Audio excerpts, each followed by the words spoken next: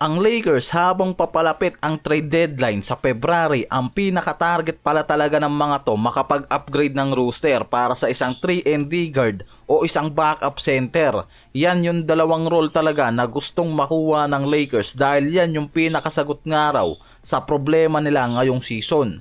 Pero ang problema kasi, limitado yung trade asset ng mga to. Kaunti lang yung valuable young players at future draft picks nila. Si Dalton Knecht nawalan pa ng value ngayon. Ayaw nilang basta bitawan lang yung natitirang picks maliban na nga lang daw kung legit star o malaking upgrade ang makukuha nila sa trade.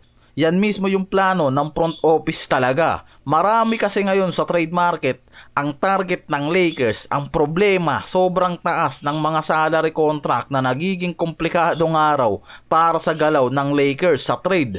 Yung pangalan tulad nila Giannis, Andrew Wiggins, Cam Johnson, Valanciunas, Anthony Davis, asip naman nakunin pa rin nga raw nila pabalik itong si Davis sa Lakers. Yan yung mga pangalan na kailangan nga raw talagang magsama ng 2 o 3 rotational player para sa trade na hindi nga raw kayang gawin pa ngayon ng Lakers. Yan ang nakikita dyan dahil sa salary cap restriction ng mga to at hindi sila handang magbitaw ng mga role player.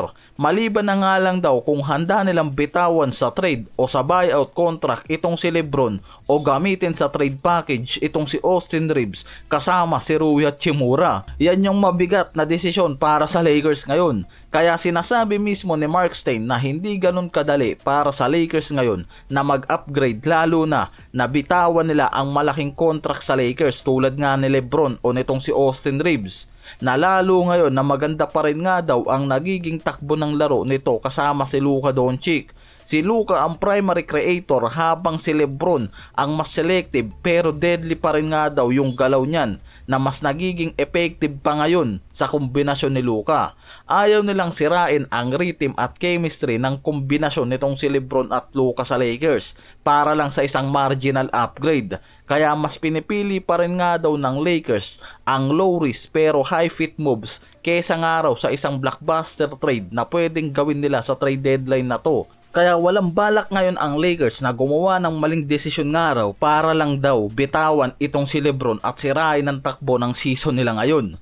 Ang Lakers ngayon may uncomfortable decision nga raw ngayon para dito kay Austin Reeves para sa malaking contract na pwedeng makuha nito sa free agency mula sa 30 to 35 million per year.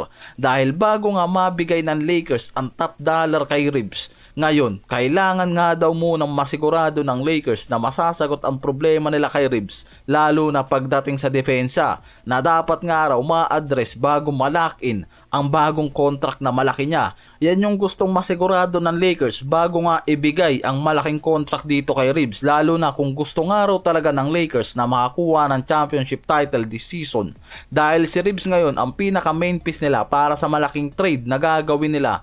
Kaya dalawa ang pinag-iisipan dyan ngayon ng front office kung ibibigay nila ang malaking contract demand kay Reeves o gagamitin nila yan para sa roster upgrade para sa championship window ni LeBron at Luka Doncic. Yan ang sinasabi mismo ng mga analyst tungkol sa kalagayan ni Reeves bago ang trade deadline na to. Sa kabilang dulo, si Davis naman ngayon ang pinaka-trade chips ng Dallas Mavericks base sa report.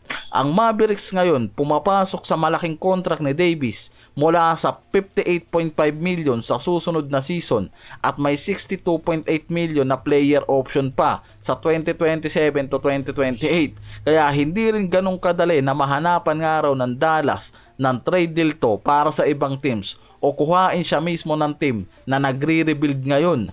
Dahil malaki ang salary ni Davis, hindi madaling i-absorb nga raw ng isang team ang contract niya, lalo na kung walang malaking asset o expiring contracts na marireturn sa kanila. Tulad nga ngayon dito sa Hawks na nagkakaroon ng malaking interest kay Davis. Ayon kay Stein, ang Hawks ayaw isama si Trae Young sa tentative Davis deal. Pero dahil sa laki ng kontrata ni Davis nga, mahirap nilang makuha to nang walang major salary kay Liwar sa kanilang end. Kaya kung kukuhanin talaga nila si Davis ngayon na may 58 million salary nang hindi kasama yung malaking contract ni Trae Young mula sa 48 million na may player option, magiging sobrang taas ng payroll ng mga to at magiging financially inefficient sila. May ilang mga reports naman na ang Hawks Hawks open para isama ang first overall pick nila na si Risacher, pero kahit sila alam nila na hindi sapat yan para tanggapin ang Dallas Mavericks dito kay Davis trade.